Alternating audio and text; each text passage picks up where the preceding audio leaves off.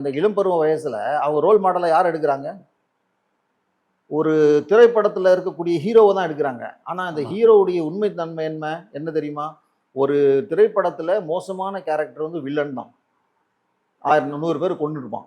ஆனா அந்த வில்லனை காட்டிலும் மோசமானவனா இருப்பான் ஹீரோ.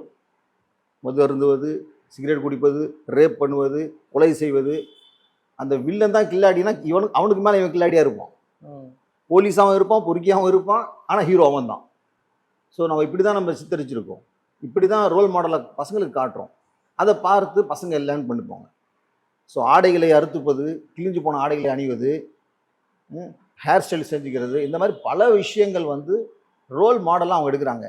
என்னுடைய கேள்வி, எத்தனை குடும்பத்தில் தன்னுடைய பெற்றோர் தாம் பிள்ளைகளுக்கு ரோல் மாடலாக இருக்கிறார்கள்? அவங்க தான் இருக்கணும். இப்போ நம்ம சொல்கிறோம் இல்லையா, ஏபிஜே அப்துல் கலாம் ஏன் நம்ம பேசுகிறோம்? உலகம் முழுக்க பேசுது, கொண்டாடுதுங்க. ஏன்? ஒரு ரோல் மாடல். அந்த மாதிரி ஒரு நபருக்கும் ஒரு வாழ்க்கையில் ஒரு ரோல் மாடல் தேவை. அது பெற்றோர்கள் கொடுக்க மறந்து விடுகிறார்கள், கொடுக்க தவிர்க்கிறார்கள். ஏனென்றால் அவங்க காலத்துக்கு பின்னாடி ஓடிட்டு இருக்காங்க, சம்பாதிப்புக்கு பின்னாடி ஓடிட்டு இருக்காங்க. இதை யாரும் கண்டுக்கிறது இல்லை. ஸோ ஆகையால் இந்த இளைஞர்களுக்கு தேவையான சில விஷயங்கள் கொடுக்க வேண்டும். அது இல்லாமல் போயிடுச்சுன்னா கண்டிப்பாக அவன் வழி தவறி போயிடுவான்.